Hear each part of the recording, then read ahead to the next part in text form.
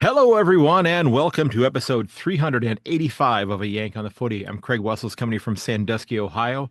Thanks for checking out this episode. I'm going to get into my tips for round five, the gather round in South Australia, and some fantastic games this week, and cannot wait to get this thing started. So, don't forget, folks, if you want to subscribe to the podcast, and I do hope you'll consider doing that. You'll head over to my website, ayankonthefooty.com, and get on the mailing list. So when the new episodes come out, they'll be in your inbox almost instantaneously, along with heading over to my YouTube channel and subscribing over there as well. Just look for a Yank on the Footy and get subscribed there. Hit that notification button when new episodes come out. I'm working at trying to get the episodes out there on a regular basis as well. Um, and give me a follow on my socials at Yank_on Twitter, Yank on the Footy on Instagram and on Facebook as well. You can follow me, Craig Wessels. I think I've got my name as opposed to a Yank on the Footy podcast. I think it's Craig Wessels on LinkedIn as well. And LinkedIn has been a great resource for finding guests for the podcast. But if you know somebody who'd be a great guest, who has a great story to tell, please reach out to me. You can email me also at ayankonthefooty@gmail.com. So I do want to dive into the tips, but there are a couple things I wanted to get into today. First of all, one of them kind of a humorous one that is maybe angered a few people for just a moment, and then they kind of maybe let it go in one ear and out the other. And the South Australian Premier certainly had a chuckle on it as well. But Jack Higgins' interview after St. Kilda defeated Port Adelaide over the weekend was the talk, where they asked him, what he was going to be doing during the time in Adelaide that week, and he said he didn't like Adelaide and he was going to be playing Call of Duty with his mates. Well, it's nice to see that not too many people have sledged him on that. And again, I've not been to Adelaide, but I know it's referred to as the city of churches, and I think that any city of any kind of size is going to have cultural aspects to it that are worthwhile visiting, whether or not a footy player agrees with that or not. But I thought it was kind of humorous, and I chuckled at it. And from what I've gathered, I did see a quote from the Prime Minister, Mr. Malinowskis. He said that there used to be a time where we would get defensive and uppity about these sorts of comments, but I think we've moved beyond that. And then he went on to say that in South Australia, I think people feel really comfortable about the fact that we've got pride in our state and we've got lots to offer, and we know that more and more people are coming over to enjoy it. So, I mean, that's what the gather round is all about. It's to basically help to convince or encourage supporters of clubs from other states to come visit, or even people who are supporters of South Australian sides, the Crows or the Power, to make the trek down to Adelaide or the Adelaide area, maybe from other parts of South Australia, to come watch clubs they may not get the opportunity to see too terribly often.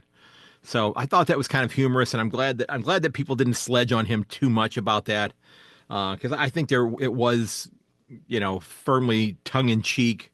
I don't think it was meant to be malicious, but I just thought it was kind of funny when I heard him say it. I was like, oh, that's gonna cause some ruffles of some feathers there. Now I do want to get to one thing. It's a little bit more serious, and I may anger some people with this, but hear me out on it. And I think that it my frustration with this, I think, may be warranted, and hopefully yours is as well. But with all the screw ups that the tribunal has had this year, and I know they weren't necessarily involved with this directly, I'm really hoping that the Richmond Tigers are going to step up and do the right thing. Noah Balta, as you know, has pled guilty to assault for beating someone up in New South Wales back in December. He'd been suspended for the first four games of the season. But we've had players this year, Jackson Archer, who's been suspended for almost that much for something that was highly questionable. And I still don't think he should have gotten 3 games. I don't think he should have been suspended at all, quite frankly. But that's neither here nor there. But what Noah Balta did was abhorrent. It was horrible. It was abhorrent. I don't know if you've seen the video of it, but he he beat up somebody seemingly unsolicited. But here's the thing. He's been suspended for these first 4 weeks of the season. And now he's awaiting the adjudication of his case, his sentence, which is going to be coming up in a couple of weeks. But so that means that he's eligible to play in the next 2 rounds. And I just, this really just does not sit well with me. And again, I'm on the periphery. I'm on the outside looking in. I just don't think it's a good look for the AFL. I don't think it's a good look for the Richmond Tigers.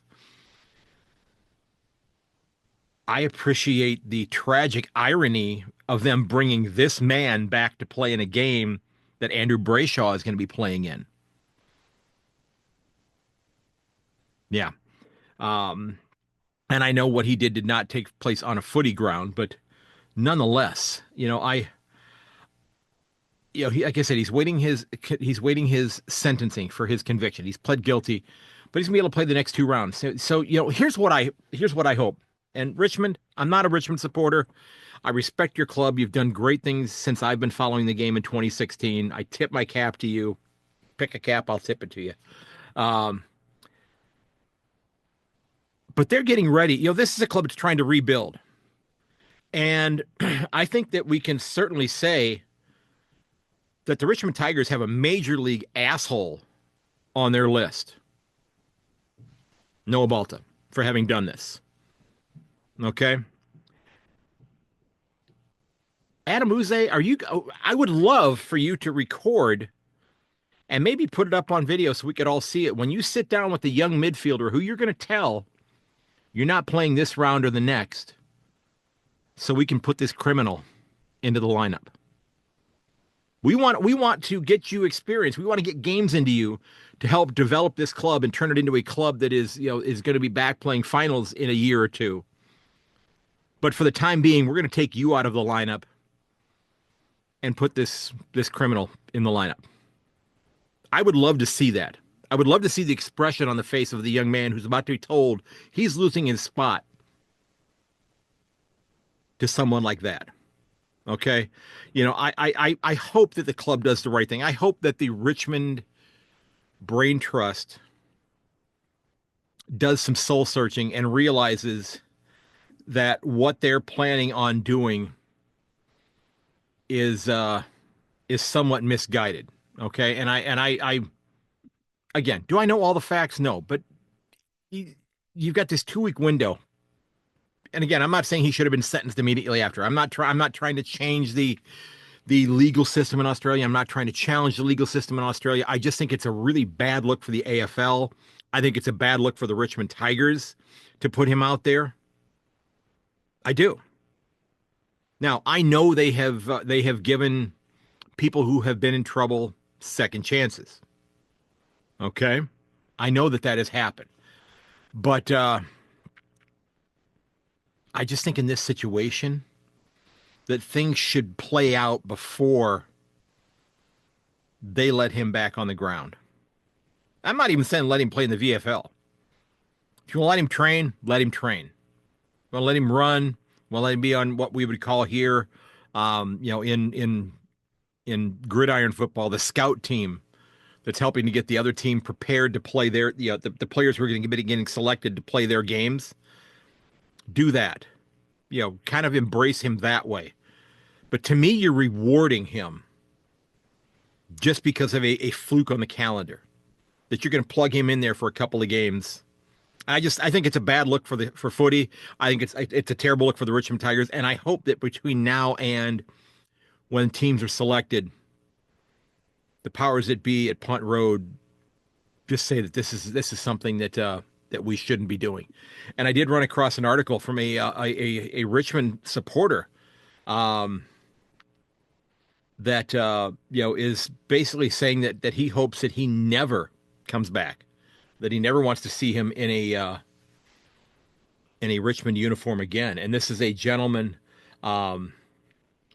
who had lost his son, gentleman by the name of Matt Cronin, who had lost his son, Pat, who was actually killed as a result of an assault of this variety back in 2016, and he runs a foundation that is designed to help, um, you know, programs to prevent this sort of thing from happening again.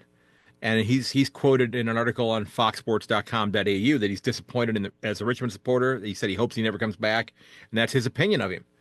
And he's brought Richmond into disrepute. I don't disagree with that. I don't disagree with that. The game is bigger than Noah Balta. It is. It's bigger than him. And do they have? I guess I need to ask this, and I don't know if anybody is, would know this information, but I know that coaches can be fired and not be paid out their entire contract. Sorry to bring that up again, Brett Ratton, if you're listening to this, but I know that happened to you with St. Kilda not too long ago. Um, but is there like a morals clause or something like that that is in the uh, the AFL contracts that would allow the club to basically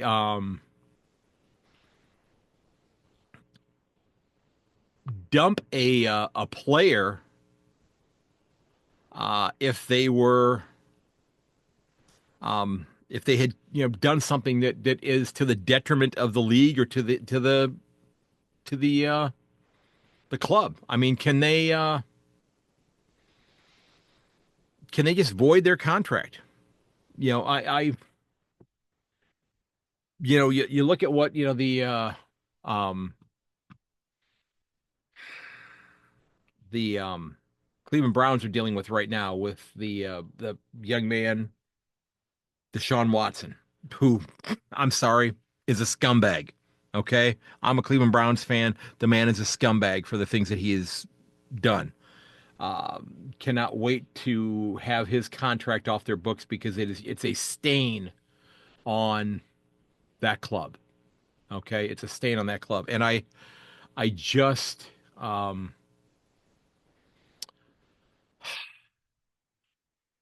it's really frustrating to see that this is happening with this. And I hope, like I said, that they go ahead and just sit him down and say, you know what, we've decided this isn't going to fly.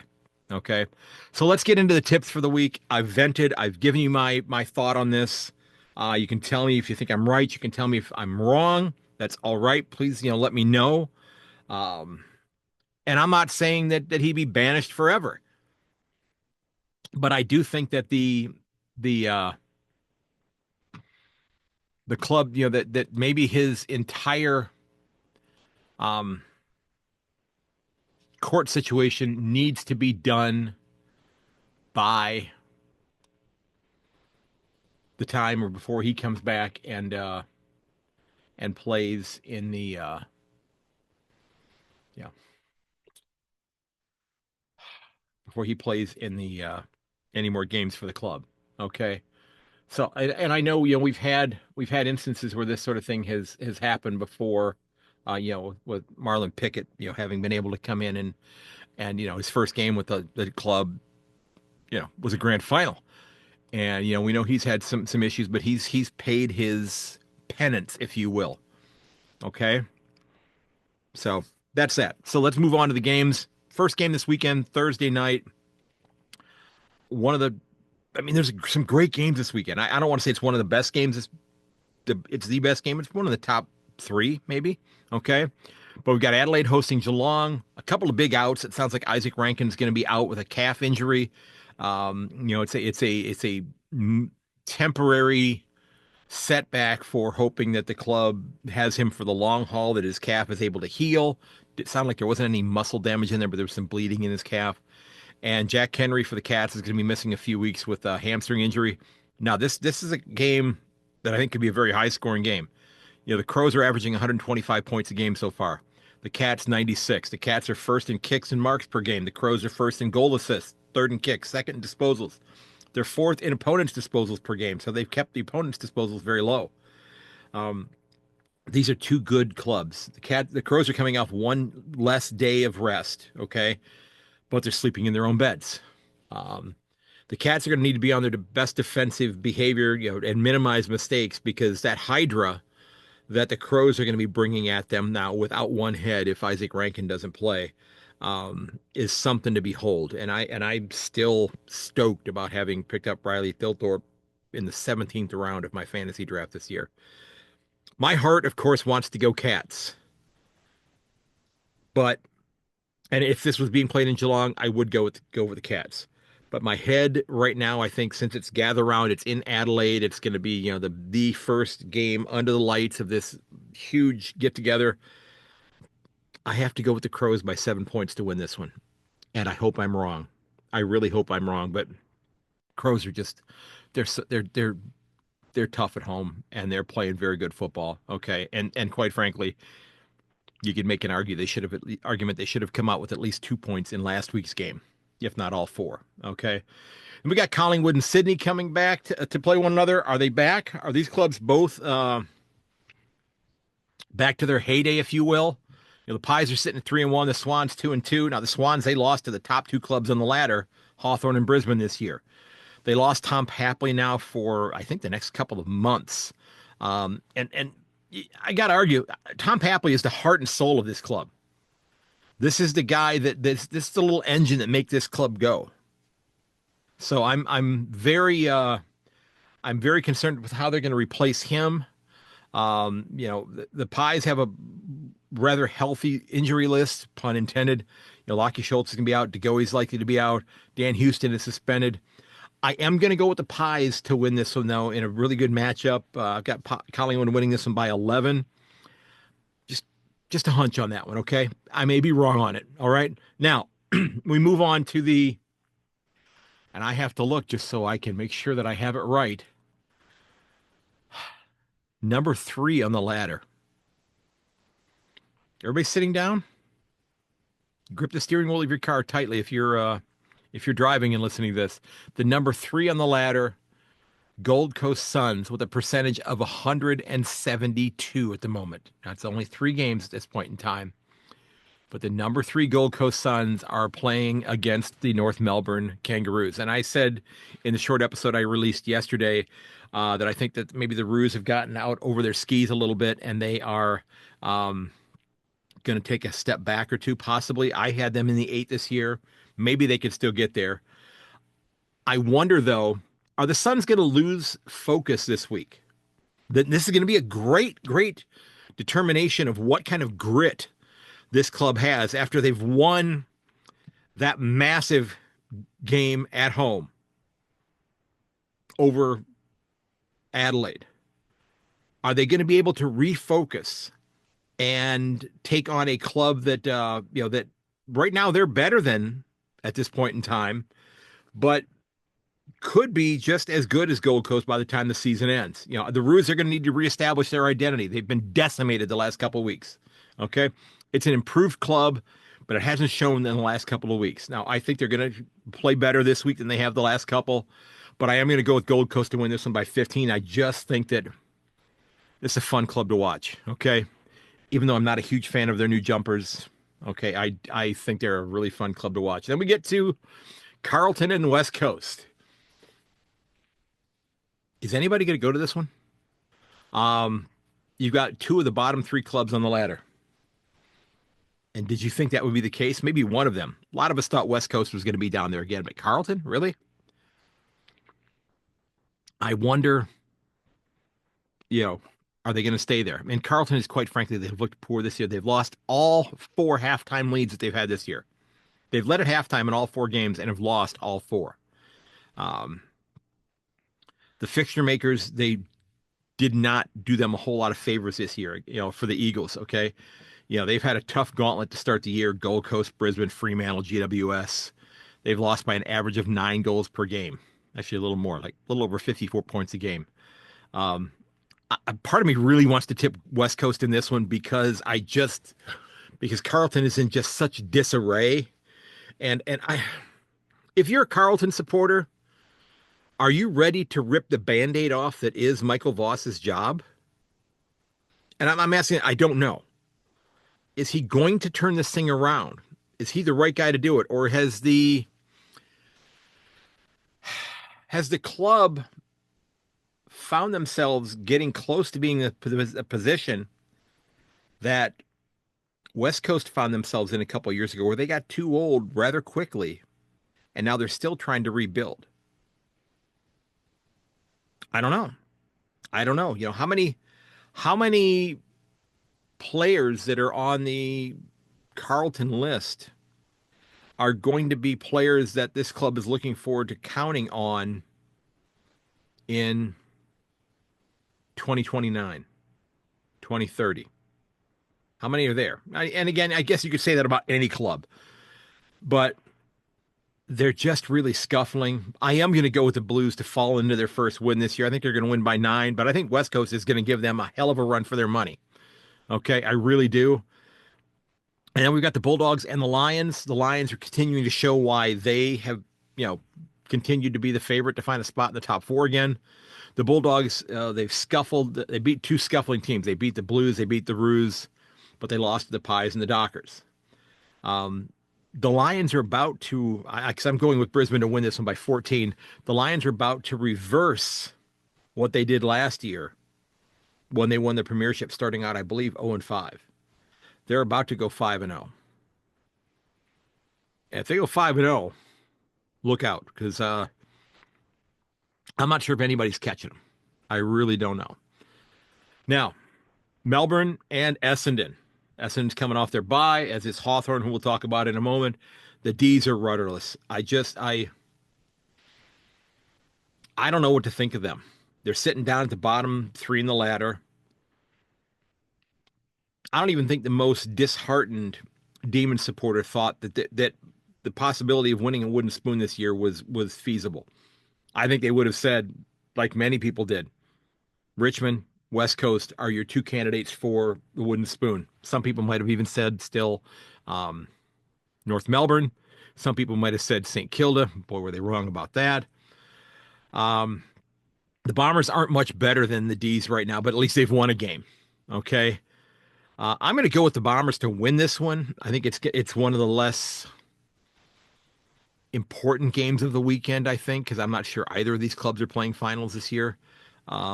I got them winning by 14, and I've got Sam Draper. Let's try that with my own lips. Sam Draper, using his new kicking style to drive the traditionalists crazy, is going to kick 2 goals. So I'm going with the Bombers to win this one by 14 points. Okay. And then we get to Richmond and Fremantle. The Tigers have played some solid games. They've been competing, and I can't say anything more than that. They've been a hard charging team. These youngsters are working at getting better week in and week out. It's not going to show on the ladder necessarily, but it's going to show in the future. Okay. They played a solid game last week against the Lions. Very solid. The Dockers are far more talented of a club this point in time. I'm going with the Dockers to win by 30, and I'm just going to put it out there. Noah Balta plays. I hope they win by 130. There, I said it. I don't want to see him have success out there, because that was a rather chicken shit thing that he did. And I told you I was done with that, and I'm sorry about that. But I just really felt I needed to get that out there again. So, St. Kilda and GWS, maybe the game of the round. Maybe. Both these clubs have started out very well. We expected that from GWS. We're pleasantly surprised by St. Kilda. I think that, St. Kilda, do they have the it factor? I don't know. I mean, do they have enough to put themselves into the finals this year? I mean, they're in the 8 right now. Again, it's really early. We're basically 1/6 of the way through the fixture. I understand that it's early, but they're a lot of fun to watch. I think the Giants have a better club at the moment. Jake Stringer's back out there, and he's assimilating into their side, and it gives their forward structure even more potency. I think this is going to be competitive. This one could go either way. I really think it could go either way, but I am going to go with GWS to win this one by 9 points. I think it's going to be a close game.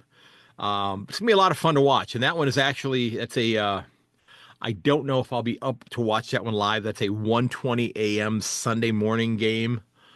My cats play at 5:40 on Thursday morning, so I'll be up at probably 4:30 to make sure that I'm in my classroom by 5:20 so I can turn the game on to watch live. And that's one of the problems with being a fan here is that, my school day begins at 8 o'clock. So I will not be able to watch the entire game um, at that time. So it's a real difficulty for me to especially if it's a close game, to just sit there wondering what's happening. How is the game going?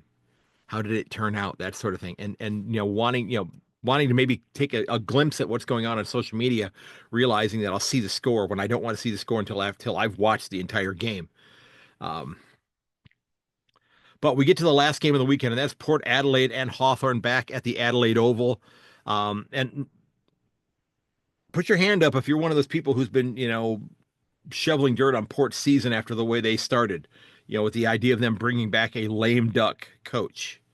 Um, Lame duck. I'm not sure if that is in the vernacular in Australia. It's what we refer to as presidents who were up for reelection but lost their bid for reelection. So the time period after the election when they lost and when the new president comes into office used to be a much longer period of time because the election takes place in early November and the new president would transition into office on March the 5th.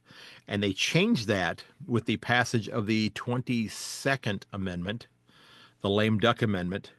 They moved the inauguration date back to January 20th. So now it's only about what? It's all of January, 20 days of February. So it's about 50 days, and then however many days in November, depending on the election day. We're talking about 70 to 75 days now instead of well over 100 days. That an outgoing president who basically has not a whole lot of power left because they're leaving office. That's where the term lame duck came from. Okay, so Kenny Hinckley's a lame duck coach. And again, if I apologize if lame duck is part of the vernacular in Australia and gets used on a regular basis. I wasn't sure if it was. They dropped a tough game last week against the Saints. They're going to be facing off against the darlings of the AFL, the hard-charging Hawks. They're going to be without Will Day, whose 20 plus disposals and almost 6 clearances a game are going to be gone for the next 12 weeks. 12 to 16 weeks. He's going to miss most of the season now because of a stress fracture in his foot. And, I think that the Hawks are going to have enough on their list to backfill his absence and get the win. That being said, there's some small part of me, and Kenny Hinckley does this all the time, when we see a game where we think Port Adelaide has got no shot. And a lot of people, this is at home. So it was the St. Kilda game. But we think that Port Adelaide has no shot at winning a game, and Kenny Hinckley figures out how to pull that rabbit out of his hat, okay, or to pull something out of somewhere else, okay, whatever euphemism you would like to use. That being said, I'm actually going to go with Port Adelaide to win in this game in an upset. At home, Kenny Hinckley's last gather-round game. I think the club is going to rally around him. And who knows? I know he plans on coaching out the rest of the season, but who knows? Is he if he wins this game, does he maybe decide, okay, I've done enough, and decide to just take the rest of the year off? I mean, they've already named his replacement. And I don't have any insight on that. I've not seen anything about that. I'm tossing that out there. But would that be kind of a neat way for him to ride off in the sunset, if you will? Or would that, or if you're a Port Adelaide supporter, because I know that each one of you Port Adelaide supporters have either done one of two things. They have an entire notebook full of drawings for the statue that they want to build for Kenny Hinckley when he wins a premiership. Or if you're not that person, you're the other person that has an entire drawer in your dresser full of little Kenny Hinckley voodoo dolls that you keep poking every time the club goes on a losing streak. So that's one of those two things there. So I don't know if he decided to step away, would that actually piss off Port Adelaide supporters? Maybe the ones with the voodoo dolls would be a little upset, or maybe not upset, I should say, because they're not going to have to do that anymore. Or maybe it's become so ingrained in them that they still want him around.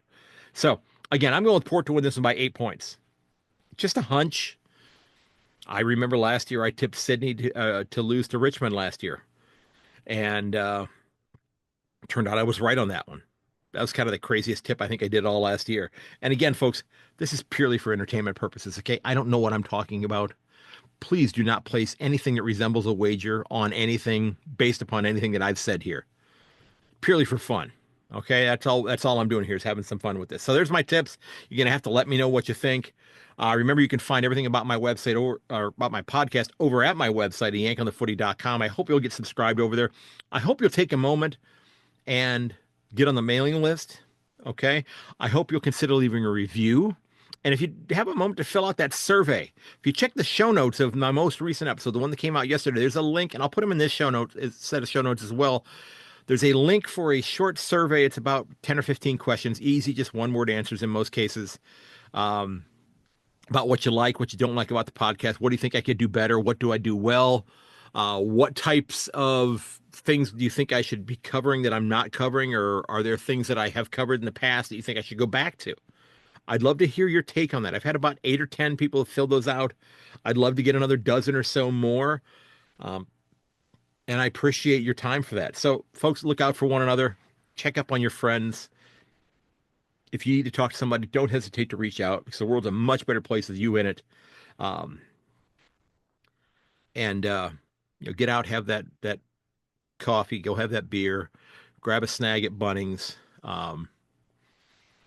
And I do want to give a quick shout out. If you've not run across Cindy on Instagram, and on Twitter, she is AFL from LA. And Cindy is a mad West Coast Eagles supporter. But she also does really great little 1 or 2 minute video clips reflecting back on certain events each round of the footy season. And she usually does 2 or 3 episodes, 2 or 3 clips for each round.